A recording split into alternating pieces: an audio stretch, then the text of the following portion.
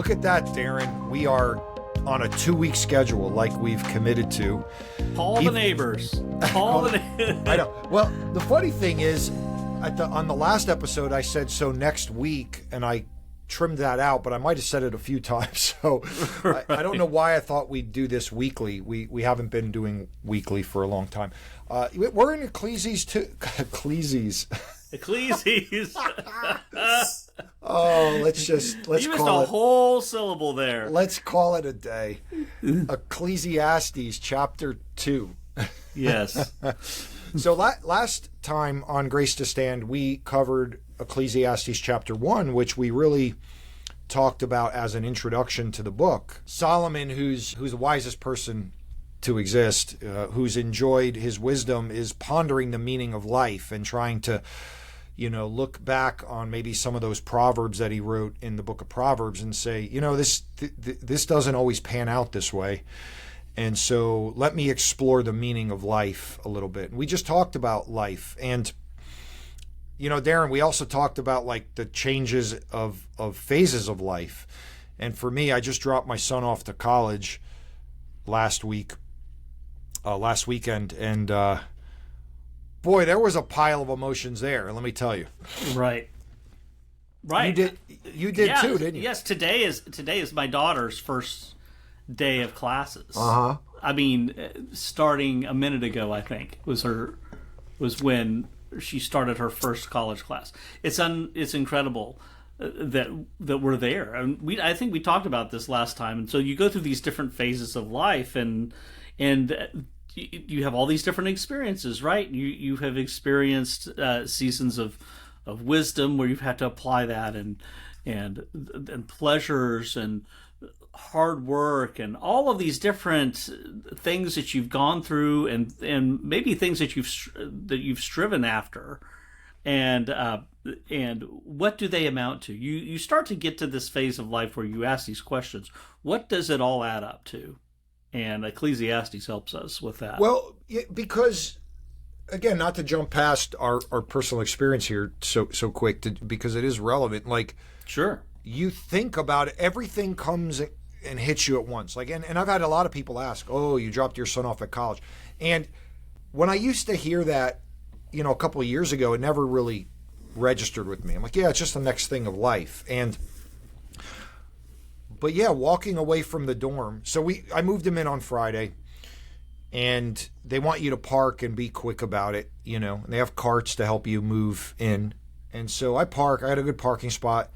We grab a cart, like a bin, and pile his stuff in and move up there. His roommate's not in there, but the stuff is there.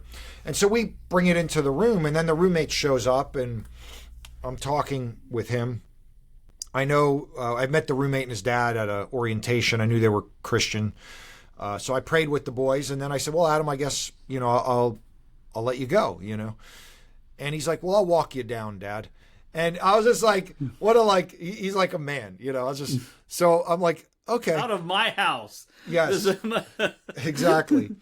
And so, we go downstairs, and I give him a hug, and then I walk away, and I feel that pit, like literally I felt it in my chest. I felt like, but I end up going away an hour from there and do some kayaking with a group of veterans, which was awesome, and got to hear these guys' stories and life experiences, and whitewater on the Nantahala River. And I'm camping, and I had suggested to Adam, if he wanted to go to church on Sunday, I would leave this group and take him.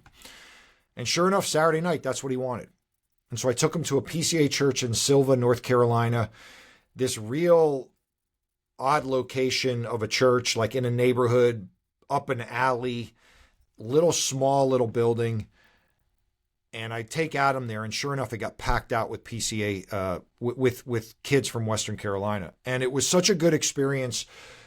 The worship service was great. Ordinary means of grace, regulative principle, beautiful worship. And he got to meet the RUF guy, and he got to meet students and a couple of freshmen who drove themselves. And now he got their number, and they're going to have a ride. And the whole thing was just like, wow, like, I dropped my kid off at college, and he wants me to take him to church. And now he makes relationships. And he prayed at lunch, thanking the Lord for like a good church with students at it, And I left thinking, man, this kid has just been on loan from God to me for 18 years. And the Lord is reminding me, like, he's got a watchful eye over my son better than I ever could have. And like life just made sense for a moment, even as I was driving away. So that was my experience. What was yours? Right. And there's this sense in which you just, you're literally launching them out of the nest. And I think that's the feeling of it, right? This sense that you have raised them. They've been under your household, under your roof, under your care daily. I mean, you see your kids every day, and they're around. You have that influence over their life that just changes once they leave the nest. It's like the bird takes off, and it does leave you a pit in your stomach because you realize that there's just been a clear, in that moment, transition that has taken place, and you don't go back. I mean, they're always your child. They'll come home for holidays, and they'll always be that parent-child bond. But it's just a different. The relationship just looks different now, and so yeah. And then going through that change of phase in life, it stirs up a whole. I think that's what the emotion is, right? It stirs up. It's not just your children. It stirs up a whole host of other things, maybe in our subconscious that we're not aware of. Oh, totally. Like, yeah. It's over. That's why it's overwhelming. That's why emotion. It's, there's memories and hard work and regrets and where you lived and how you got here. It's all mixed together. Like, for you, is your daughter a commuter? Is she on a resident? She's living on campus. And where's that? At UNC Greensboro. Okay, so about an hour from you. Right. Yeah, but she's so she's close enough if she needs something. But she's moved out. Yeah, she's out. She's on her own. She's living with some other person that she sees every day. Right. Like it's a whole different thing, and it's just a lot. Yeah, I never thought. I mean, I guess I thought about it, but it's until you actually go through it, it's a thing. Yeah. It grabs you in a way that maybe catches you a little off guard. Yes, definitely. And especially like it also, like we talked last week about aging and, we're middle-aged and I'm a little more middle-aged than you. But, so. It's okay. I'm balder than you. That's so true. That's true. I have like, what did George Costanza say? These are the once former remains of a great civilization of hair. That's what I got. Something like that. So, but Ecclesiastes 2, to get to it, Solomon is pondering life in chapter 1, and it really kind of summarizes the book. In chapter 2, he opens up because now he's going to try to understand what is important in life. Like, is it all folly or meaninglessness or foolishness, or is there a key to life? Kind of like when I preached at your installation there, Darren, I preached and I used the example from City Slickers, which is, got to be 30 years old now, but like where that old crusty cowboy and these city slickers are like so in awe that he has it figured out. And he says, you have to find that one thing. Do you know what that one thing is? Solomon's looking for that one thing, the key to life. And so chapter 2 opens up and he says, I said in my heart. I love that even phraseology. In other words, I within me, I was pondering this. Come now, I will test you with pleasure. Enjoy yourself. But behold, this also was vanity. I said of laughter, it is mad, and of pleasure, what use is it? I searched with my heart how to cheer my body with wine. He goes on and talks about building houses and planting vineyards for himself and having gardens and parks. I mean, this guy, not only the wisest guy, the richest guy, of course. And he says, I made myself pools to water the forest. He had slaves. He had many wives. We know Solomon's downfall was his wives. He said, I became so great and surpassed all who were before me in Jerusalem. And whatever my eyes desired, I did not keep from them. So he's saying we're physical, material beings, and there are things that seem to bring enjoyment. So I will make myself a garden existence, and that will bring happiness. And right away he says that too was folly. Right. It's vanity. It reminds me of the quote by John D. Rockefeller, the founder of Standard Oil. I mean, the wealthiest man in the world in his time. And he was once asked, how much money is actually enough? And his answer was, just a little bit more. Yeah. Right. And you can apply that to self-indulgence, to pleasure, hook, line, and sinker. I mean, you read in this passage of Ecclesiastes, what else could this individual possibly want, possibly need? I mean, he's like the person at Christmas time, and you're like, what do I get this person? There's what could I get this person for his birthday that he couldn't just go out and get himself and not bat an eye to? I mean, it's that type of person, the concubines. So the sexual pleasure as well. So he's got the possessions, he's got everything, and at the end of the day, it provides, all of this does provide pleasure. It's not as if it doesn't provide the pleasure that maybe he wants to have, but it just is like a vapor. It goes back to what we read about in chapter 1. It vanishes. It provides maybe something close to what it promises, but for just a short time, and then it's done. Yeah, it reminds me. What do you have to show for it? It just shows that we're made for something so much deeper than just stuff and experience and pleasing our nerve endings and whatever the case may be. Yeah, it reminds me of Jeremiah 2. My people have committed two great evils. They've rejected me, the fountain of living waters, and dug for themselves cisterns or wells that hold no water. And we do that. I mean, that's very much my story, and many of my people have heard this before. But like, I grew up middle class. We didn't want for anything, but we also didn't have a lot, and worked hard in high school and college. I was a good student, but it didn't come easy to me. And when I got a job with Procter & Gamble, which was, a coveted company to work for, I was an engineer, and suddenly I had everything at my fingertips. I'm 23 years old. I was making more money than most people I graduated college with.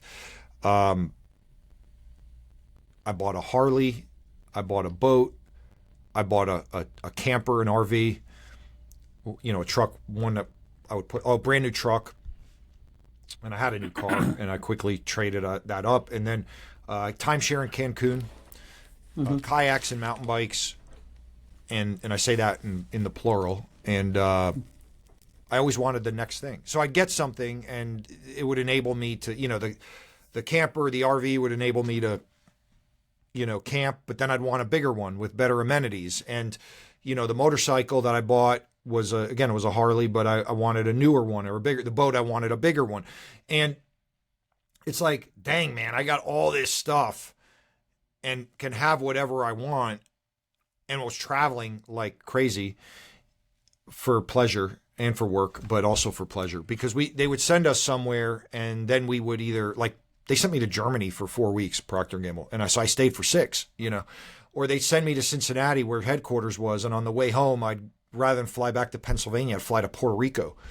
Like it, and the company would pay for it. It was ridiculous. Like, it was actually cheaper to boondoggle and hit another stop and come back because of the dates and times, and they would do that. And I just felt like I accumulated all this stuff. I mean, I wasn't rich, but I lived on a lake, house on the lake, loved it. So my boat was docked right below. I'd go out and felt empty, Darren. I had everything. I felt like I had nothing. And in the meantime, like, I would say my goals, my values were, God and family, and but yet all my goals were accumulating stuff and accomplishing things, and work became an idol too, of course, because I learned quick, like, you work hard, you can play hard, because you can make the money. And it just, I felt lost. I felt like the guy, what does it profit a man to gain the whole world but lose his soul? And it's because I prioritized stuff over important things. Right, and it becomes a burden too after a while. Yeah. I mean, it's more stuff that breaks down. It's more, yeah, more things that can go wrong and cause you problems. Yeah, what you said, like, about satisfying. It doesn't satisfy. Like, it does bring pleasure, but it doesn't satisfy. You said something that led me to think that for a while. So I left everything and became a school teacher, and I taught high school for 5 years, and then I went into administration. And then when I met my wife, we to provide for a family, and it was a private school that didn't have great benefits, and so I went back into the business world. Is all that to say, and I ended up working for this retired millionaire. He was only like in his 50s. He had sold his company for $30 million to Ingersoll Rand, and so he hires me to be like kind of like a personal assistant, but also to start and run businesses for him and to oversee his business affairs. And this guy, now he's 50, so it's funny to think about this because I'm 50, and I'm like, he's doing everything he loves. Like, he travels the world. He goes on round-the-world cruises. He buys homes in Thailand and other places. He has everything that he wants, and he'd go off on these trips, and then he'd come back and check in with me as I'm operating his affairs. And, even to the point, like, he was a big football fan, big Miami Dolphins fan. So he, at a silent auction, at a charity thing, he buys he gets to go sit in the green room for whatever NFL broadcast it was with Dan Marino and somebody else. And, Dan Marino was, not his hero. He's an adult. We don't really have, like, sports heroes. But, like, so he comes back from all these trips, and I always ask how they are. And he's like, And what it dawned on me is, nothing tastes. You have everything, but there's just no more taste because you have it all. Right. Yeah. Right. I mean, what else are you going to after you've experienced it, and after you've experienced it, tasted it? It's great.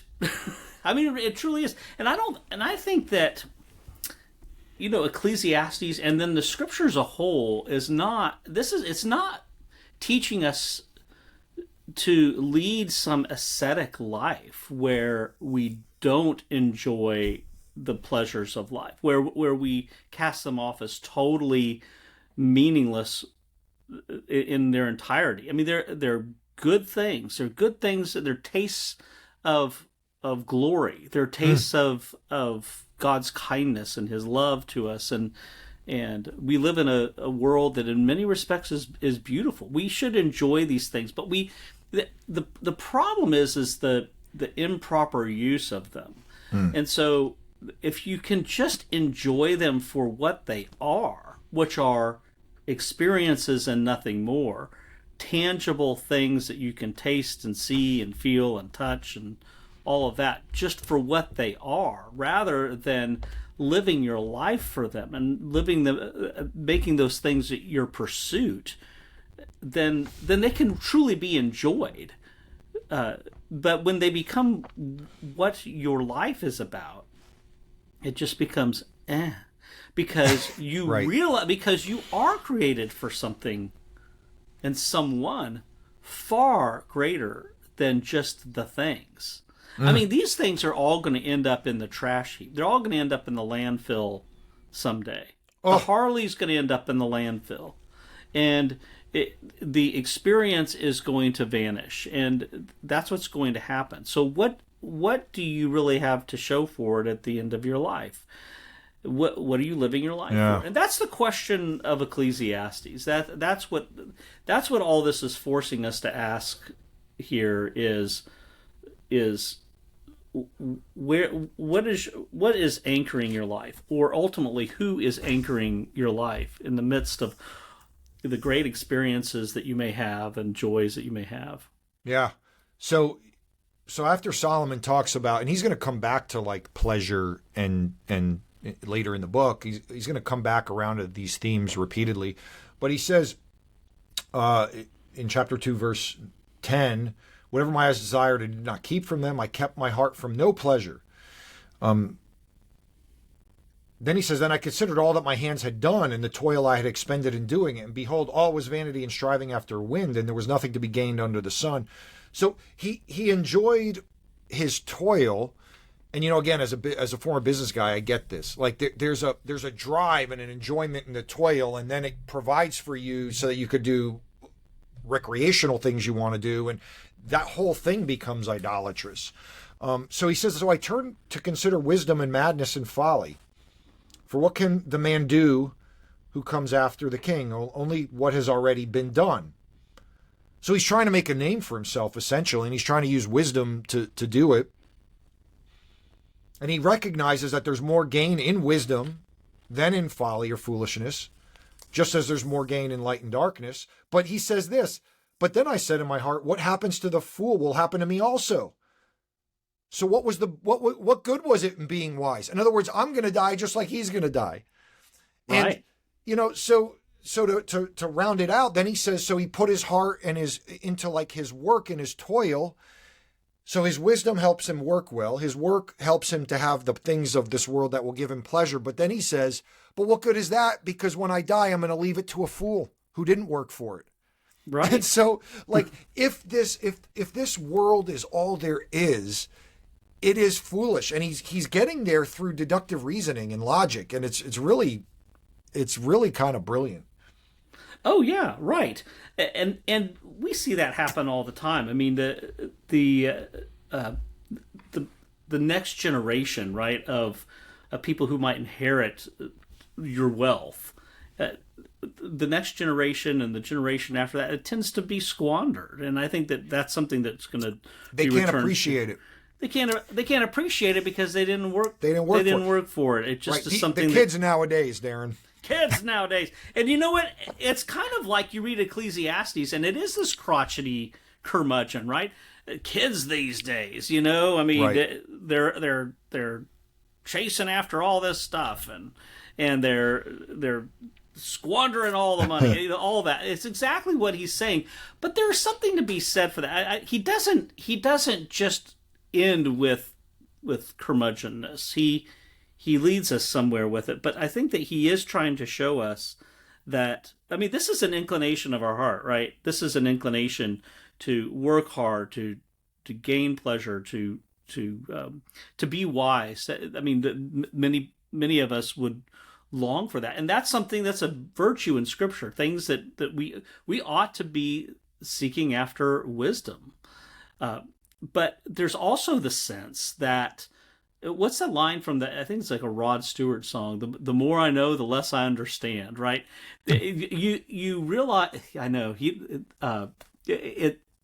it's like you understand the way things work, you've acquired wisdom, you've just taken that whole path, and the Lord has been gracious to give it to you, and then it breaks your heart because you start to understand why things are so depraved and broken, and you see through all these different pursuits for what they actually are, and it leaves you empty, right? Yeah.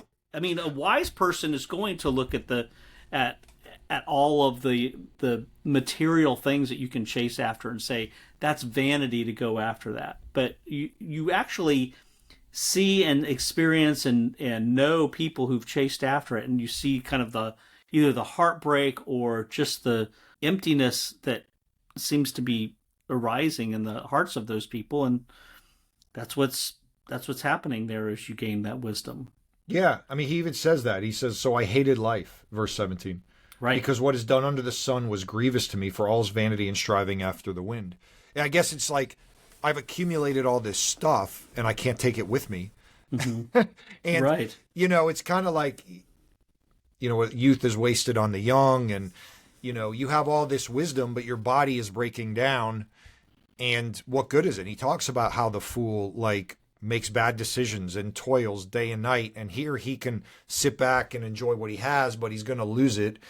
And that's kind of, some of it is like we did the Rare Jewel of Contentment, that book we discussed, and some of this is comparison. So he's accumulating wealth.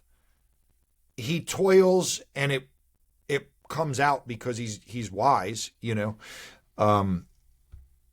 yet he's like, look at that fool, and he's enjoying life just the way I am, or why am I suffering when I have everything I need? And at the end of the day, we all are going to die. Like it's very depressing, but some of it's coming about because he's trying to compare himself with others. And there is a self-righteousness to this that says, well, I'm wiser. I should be having more enjoyment out of life, or I worked hard for this. Why should somebody else get it?